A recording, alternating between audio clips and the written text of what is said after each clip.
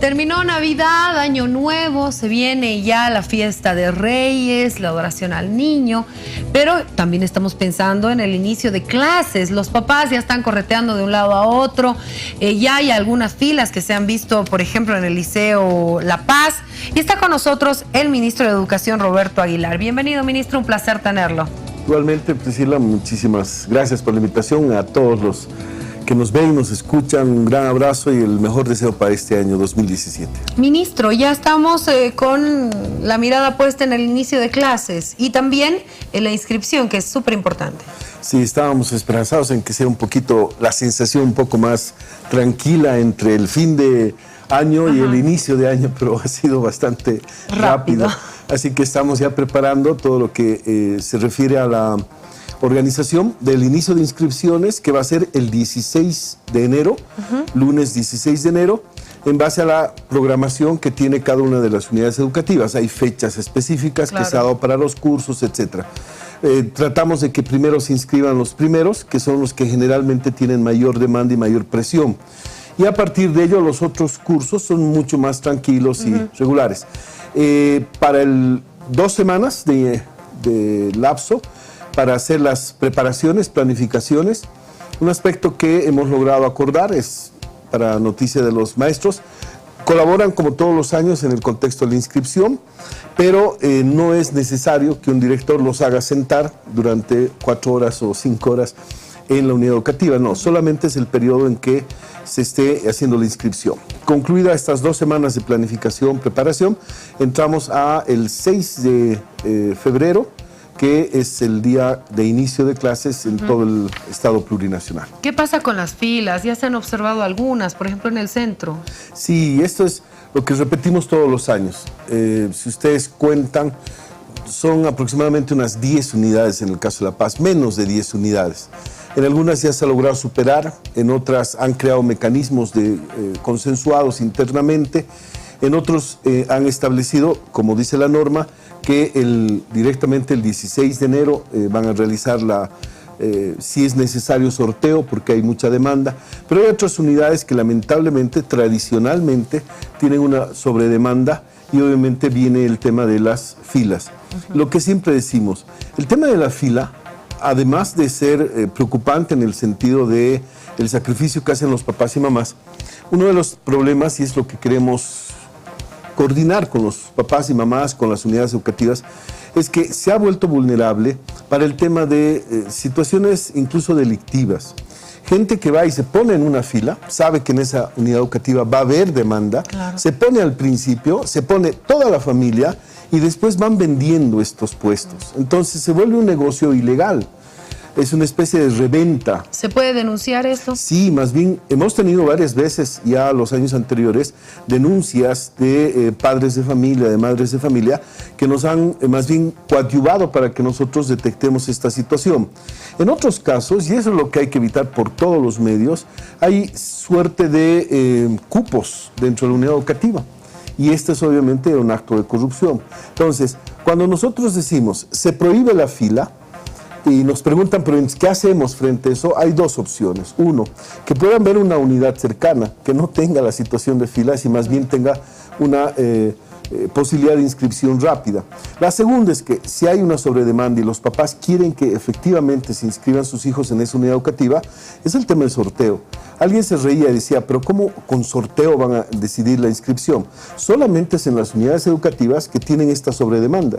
¿Por qué? Porque no puede ser quién llegó primero a la fila o quién compró la fila. Claro, porque hay muchos que hacen la fila y luego aparecen el día de la inscripción, el 16, dicen, hoy inicia, entonces esta es la fila que vale. Exacto, ya nos ha pasado en unidades educativas de mucha demanda en inicial que hicieron fila por un lado y vino la directora, les repartió fichas y les dijo, no hay filas hasta el 16, ustedes llegan al 16 con su ficha y no hay problema.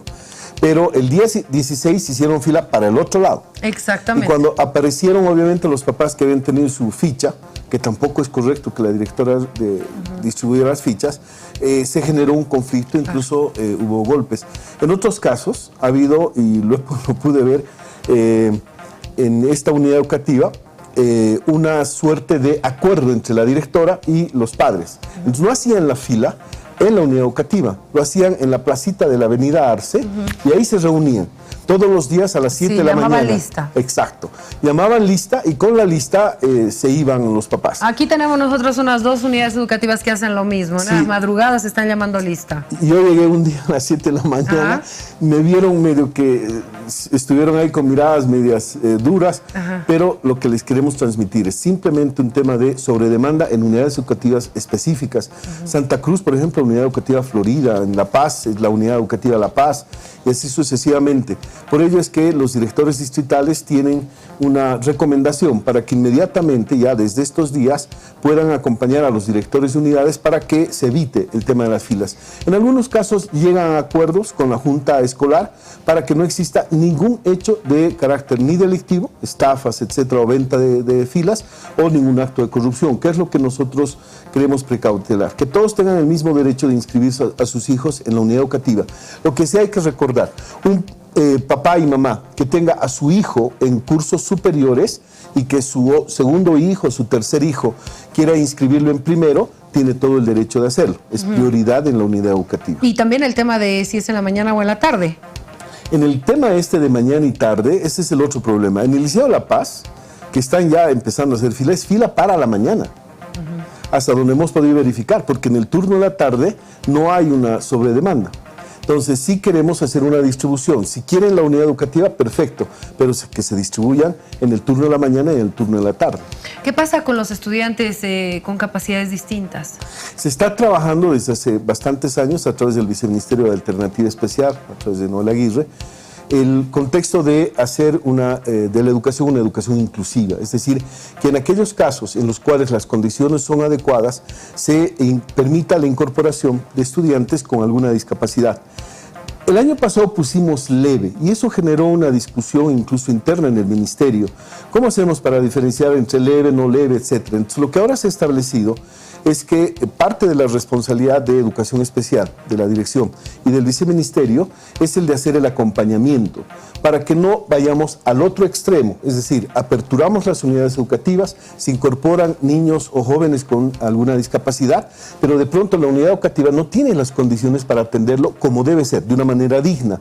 Y obviamente no existen maestros con un conocimiento completo de lengua de señas, si tiene problema auditivo, o no conocen el braille para poderles dar textos a las personas con problema visual, y así sucesivamente. Entonces, sí ahora hemos quitado la palabra leve, para que no exista un mecanismo de restricción, pero sí también hemos escuchado a los profesores que nos dicen que acompañemos ese proceso con, obviamente, personal que pueda ayudar para que sean atendidos en condiciones dignas y obviamente en condiciones adecuadas en el desarrollo de su proceso formativo. ¿Qué pasa con el incremento de las pensiones? Es otro tema también que preocupa a los padres de familia.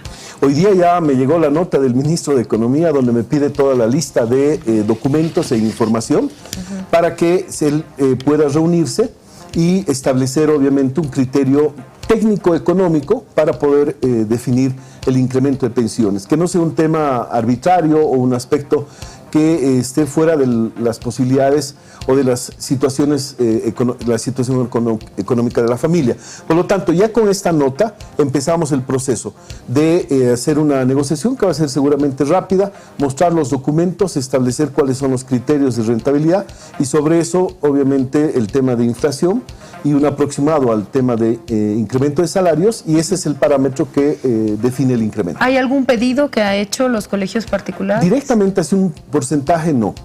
Y es un acuerdo que hemos logrado también los años anteriores, porque de pronto entramos a un debate en los medios, ¿no? Que ellos han pedido un porcentaje, nosotros le decimos, no, ese porcentaje ni soñando, y de pronto viene una situación de un debate que el papá está en la incertidumbre, qué es lo que pasa. Ahora se va a hacer como el año pasado. El año pasado, directamente la negociación se entró, se vieron los parámetros técnicos y sobre eso se salió con un porcentaje que es el adecuado, tanto para el comparativo hacia lo que es el ingreso familiar, pero también para un sostenimiento de las unidades educativas privadas. Ya que estamos hablando de las unidades educativas privadas, hablemos de esta decisión del cambio de los nombres que tengan estos o vengan de una lengua extranjera. Sí, lo que queremos dejar claro, porque ha habido en el Facebook, incluso en algún medio de comunicación, una suerte de reinterpretación a lo que hemos dicho. Y obviamente aparece como medio torpe, o sea, se van a dedicar a cambiar el nombre de las unidades educativas y no pueden cambiar la educación. Lo que queremos dejar establecido es, hay nombres de unidades educativas que generan una oferta que no es cierta. Por ejemplo. High School, tal nombre. O el contexto de incorporar un American School. Son denominaciones que obviamente denotan o marcan una supuesta relación con sistemas educativos norteamericanos o europeos. Hay por ahí un Cambridge, que tiene una especie de acuerdo. Lo que quiero dejar claramente establecido es que los convenios internacionales para bachilleratos internacionales o duales, como también se llama, solamente son los del Colegio Alemán, el Colegio Franco-Boliviano y el Colegio Calvert. En el caso de La Paz, en el caso de Santa Cruz, también hay una o dos unidades educativas que son asimiladas al franco y al alemán, que tienen obviamente convenios entre estados y por lo tanto el bachillerato que obtienen es un bachillerato dual, es un bachillerato internacional que es reconocido por Bolivia, pero también por Alemania o por Francia o por Estados Unidos. El resto de acuerdos son aspectos que no son legales. Ahora, ministro, ¿en cuánto puede afectar el cambio de nombre? O sea, ¿en qué afecta? En realidad lo que nosotros queremos es que se establezca una oferta adecuada. Si usted le pone un high school y un nombre, le está poniendo una denominación que no es la que nosotros tenemos reconocida en el sistema. ¿Usted dice que la gente se ha sentido engañada con eso? En los casos de... ¿Ha habido denuncias? Sí, sobre el tema de bachilleratos internacionales vinculados a estos high school o a la incorporación de school, sí ha habido denuncias.